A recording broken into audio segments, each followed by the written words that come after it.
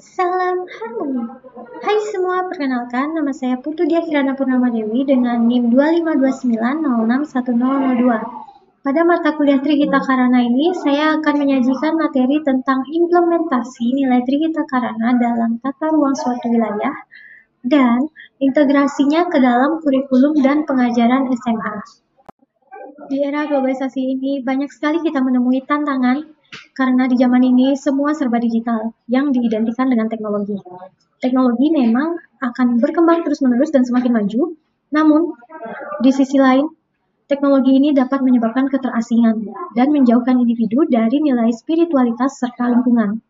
Maka dari itu, konsep Trihita Karana muncul di sini sebagai solusi.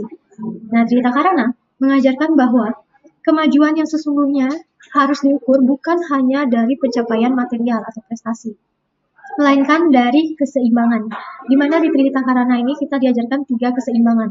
Yang pertama, yaitu hubungan antara manusia dengan Tuhan yang disebut parahyangan. Yang kedua, hubungan antara manusia dengan sesamanya atau sesama manusia, itu disebut dengan pawongan. Dan hubungan antara manusia dengan lingkungan yang disebut dengan palemahan. Tentu saja, Trihita Karana ini dapat diimplementasikan di berbagai aspek, salah satunya pada tata ruang suatu wilayah.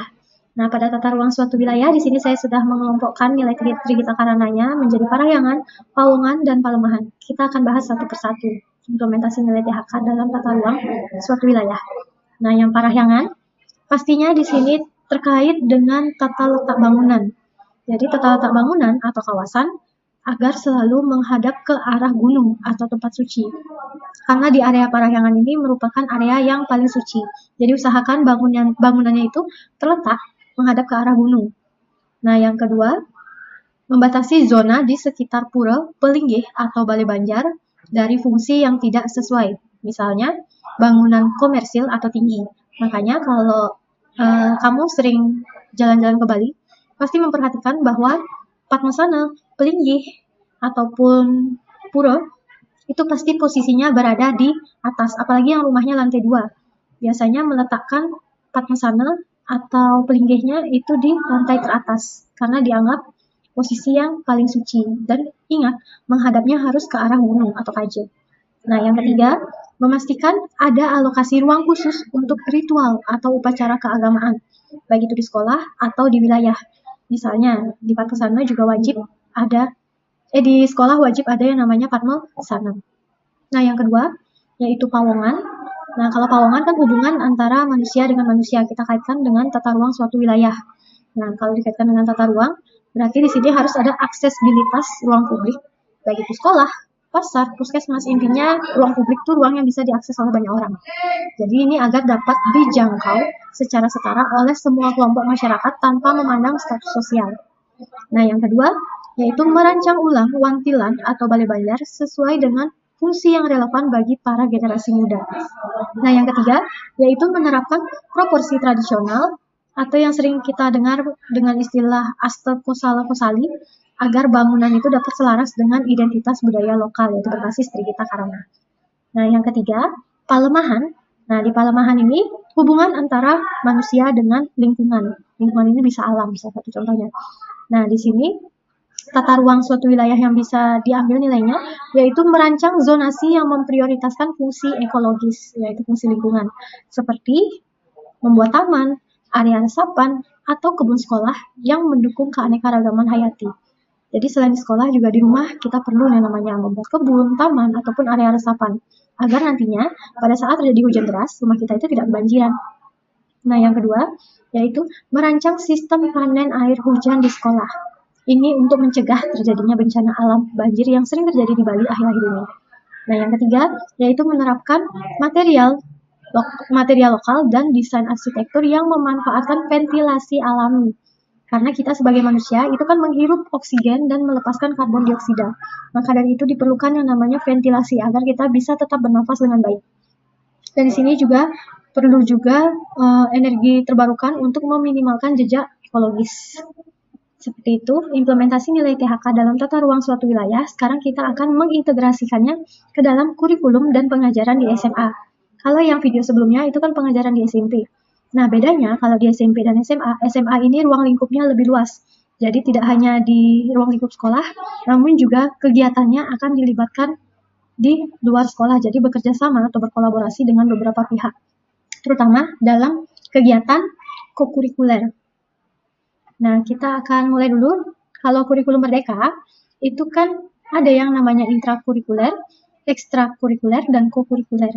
Nah, kalau di intrakurikuler, ini identik dengan kegiatan pembelajaran. Ini menyangkut juga dengan pengajaran di SMA. Nah, pada mata pelajaran, di sini saya mengambil 5 mata pelajaran, yaitu geografi, sosiologi, pendidikan agama, pendidikan Pancasila, dan sejarah. Jadi kita bisa menerapkan nilai-nilai THK dalam tata ruang suatu wilayah ini di 5 mata pelajaran ini. Nah, pada mata pelajaran geografi itu kan ada materi tata ruang dan pembangunan berkelanjutan. Nah, di sini guru dapat mengajak siswa untuk menganalisis kebijakan rencana tata ruang wilayah lokal dan mengevaluasi sejauh mana kebijakan tersebut selaras dengan prinsip konservasi, ruang tata hijau, dan perlindungan sumber. Seperti itu. Yang kedua, sosiologi, kita dapat mengambil materi konflik sosial, diferensiasi, dan perubahan sosial. Jadi di sini guru dapat mengajak siswa untuk menganalisis dampak sosial dan konflik suatu kepentingan. Misalnya antara investasi pariwisata dan kepentingan adat. Itu bisa dijadikan contoh untuk menganalisis dampak sosial atau konflik yang terjadi akhir-akhir ini. Apalagi Bali dikenal dengan pariwisatanya yang sangat maju. Tapi di sini terjadi pembangunan yang sangat kayak seperti pembangunan yang secara terus-menerus dan kadang melanggar nilai ekologis. Maka dari itu perlu dianalisis dampak sosialnya terhadap kepentingan adat juga. Lalu yang ketiga, pendidikan agama. Nah, pendidikan agama dan budi pekerti, khususnya agama Hindu, ini pada materi tatwa, susila, dan acara agama, itu guru dapat mengajak siswa untuk memperdalam pemahaman nilai yang menempatkan parahyangan sebagai pondasi spiritual yang mempengaruhi batasan fisik atau kelemahannya itu. Yang keempat, pendidikan Pancasila pada materi Pancasila sebagai sumber nilai dan norma. Di sini guru dapat mengajak siswa untuk menganalisis THK sebagai kearifan lokal yang memperkaya nilai-nilai Pancasila. Misalnya, sila pertama, ketuhanan yang Maha Esa, dan sila kelima, yaitu keadilan sosial bagi seluruh rakyat Indonesia.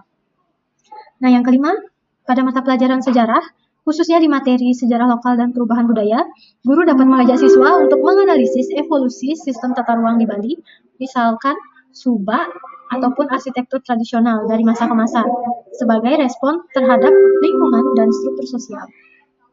Nah, lalu pada kegiatan ekstrakurikuler, implementasi nilai THK dalam tata ruang ini juga dapat diterapkan. Salah satunya adalah pramuka. Jadi, anak-anak atau siswa itu melaksanakan pelatihan konservasi alam, survival di alam, dan kegiatan bakti sosial di lingkungan desa. Sehingga di sini anak-anak dapat berinteraksi, baik itu dengan warga-warga di lingkungan desa, ataupun dengan teman-temannya. Nah, yang kedua, seni karawitan atau tari atau gita santi dapat melestarikan budaya sakral yang terkait dengan upacara keagamaan. Lalu yang ketiga, ada KIR, kelompok ilmiah remaja, yaitu siswa-siswa melaksanakan penelitian sederhana atau citizen science tentang kualitas air, alih fungsi lahan, atau dampak pariwisata terhadap lingkungan, karena ini mempengaruhi tata ruang suatu wilayah. Yang keempat, olahraga dan kesenian tradisional, yaitu anak-anak atau siswa melestarikan aspek budaya dalam interaksi sosial. Sehingga di sini dapat mempengaruhi juga nilai THK dalam tata ruang khususnya di Pawongan, karena ini berkaitan dengan interaksi sosial. Lanjut, yang terakhir, pada kegiatan kokurikuler atau yang kita sering sebut PJBL, sekarang kalau dulu namanya P5. Nah, PJBL sini, Project Based Learning, kita bisa terapkan saat mengambil tema kearifan lokal.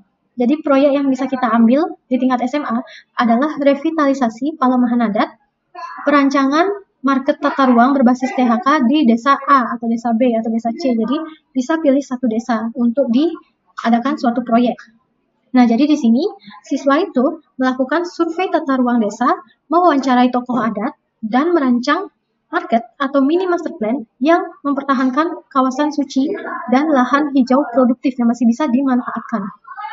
Yang kedua, pada tema gaya hidup berkelanjutan, di sini guru dapat berdiskusi untuk mengambil proyek audit lingkungan dan solusi zero waste di sekolah atau komunitas lokal. Karena di sini juga mengingat kalau di Bali itu jumlah sampah semakin meningkat dan di sini sampahnya diharuskan untuk dipilah lalu akan diberikan ke tempat yang seharusnya. Nah, lanjut.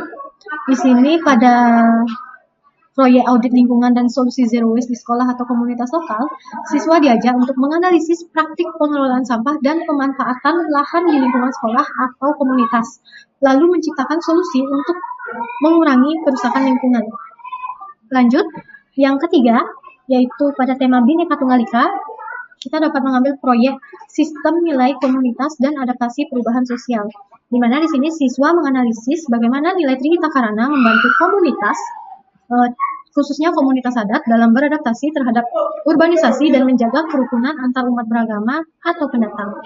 Dari penjelasan-penjelasan sebelumnya, baik itu tentang nilai-nilai THK dalam tata ruang suatu wilayah ataupun integrasinya ke dalam kurikulum dan pengajaran SMA, dapat disimpulkan bahwa Trihita Karana tidak hanya terbatas pada pengaturan ruang fisik seperti pura atau arsitektur bangunan, melainkan merupakan konsep holistik yang mencakup dimensi non-fisik, baik itu spiritual ataupun sosial, untuk mencapai keseimbangan makro atau buana agung dalam kehidupan. Integrasi Trihita Karana ke dalam kebijakan tata ruang dan kurikulum SMA menjadi krusial untuk menanggulangi masalah ini. Nah, melalui kurikulum Merdeka, siswa dilatih untuk menganalisis dan merancang ruang yang memastikan bahwa kemajuan teknologi digunakan untuk memperkuat, bukan merusak, dengan berpatokan pada harmoni baik itu parahyangan, pawongan, ataupun palemahan. Dengan demikian, Trihita Karana berfungsi sebagai panduan etika pembangunan dan pendidikan dalam menghadapi tantangan modernitas, terutama di era globalisasi ini. Yang kadang kita bangun rumah tidak sesuai dengan prinsip dari Trihita Karana.